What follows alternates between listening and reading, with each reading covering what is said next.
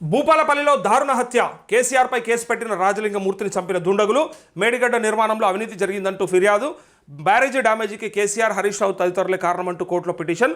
మేడిగడ్డ విషయంలో కేసీఆర్పై కేసు పెట్టిన రాజలింగమూర్తి బుధవారం రాత్రి దారుణ హత్యకు గురయ్యారు. భూపాలపల్లి జిల్లా కేంద్రంలో బైక్పై వెళ్తున్న ఆయనపై కొందరు దుండగులు కత్తులతో దాడి చేసి హత్య చేశారు. మేడిగడ్డ బ్యారేజ్ కుంగుబాటు కేసీఆర్, హరీష్ రావు తదితరులే కారణమంటూ కోర్టులో ఆయన పిటిషన్ దాఖలు చేయడం అప్పట్లో హాట్ టాపిక్గా మారిందంటూ ఇది ముమ్మాటికి మరి సమాధానం చెప్పాల్సింది కేసీఆర్ అండ్ హరీష్ రావే సమాధానం చెప్పాలి దీనికి పక్కాగా.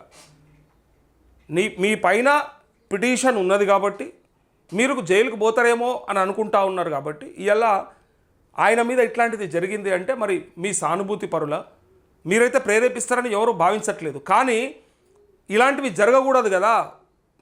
ఇట్లా జరిగిన తర్వాత ఇంకేం ఏడిచింది? భౌతిక దాడులేనా సమస్యలకు పరిష్కారం? ఇప్పుడు లీగల్గా ఎదుర్కోవాల్సిన లీగల్గానే ఎదుర్కోవాలి. వాళ్ళు కోర్టులో పిటిషన్ వేసిండు, సరే దానికి మీరు సమాధానం చెప్పుకున్నారు. ఆ మేడిగడ్డ బ్యారేజు సరే అది ఏం జరిగింది, అది ఎట్లా కుంగింది, దాని కథ ఏంది, దాని కారణం ఏంది, దాని డిజైన్ ఎవడిచ్చిండు, దాని కథ ఏంది అంతా మీరు ఎక్కడ చెప్పాలని అక్కడ చెప్పాలి.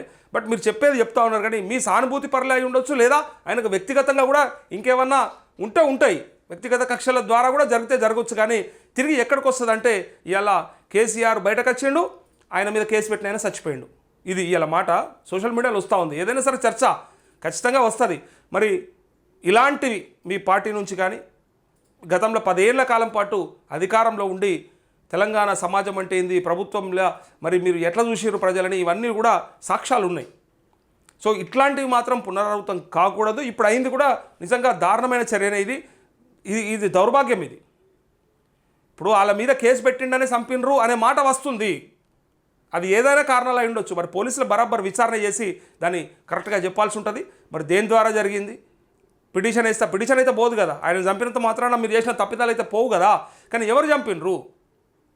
ఆ చంపిన వాళ్ళు ఎవరు? ఆ దుండగులు ఎవరు? మరి ఎవరి ప్రోద్బలంతో చేసినారు, ఎవరు ప్రోత్సాహంతో చేసినారు? మరి ఇది ఎవలకు చెడు పేరు తీసుకురావడానికి, ఎవరిని బదనాం చేయడానికి మరి వేరే ఎవరు కుట్ర పన్నెండు అనేది కూడా బయటికి రావాలి.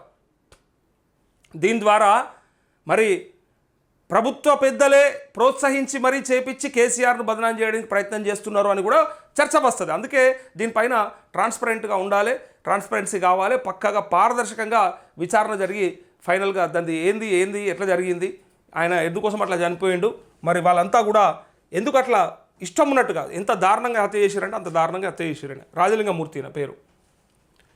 సో దానికి చెక్ పెట్టాల్సిన అవసరం ఉన్నది ఖచ్చితంగా. ఇట్లాంటివి జరగకూడదని చెప్పాలి. పైగా మీ పార్టీ నుంచి మీ స్టాండ్ ఏందో చెప్పాలి. మా పైన కేసులు పెడితే పెట్టచ్చు కాక, కానీ మేము అట్లాంటి దాడులకు పాల్పడే పరిస్థితి కాదు, మాకు అవసరం లేదు, మా పార్టీ వాళ్ళు ఎవరు చేయరు, మా సానుభూతి పనులు కూడా చేయరు అని చెప్పుకోవాల్సిన పరిస్థితి ఉంటుంది. అది చెప్తేనే మీ నిజాయితీ, నిబద్ధత, లేకపోతే నమ్మకం ఉండదు.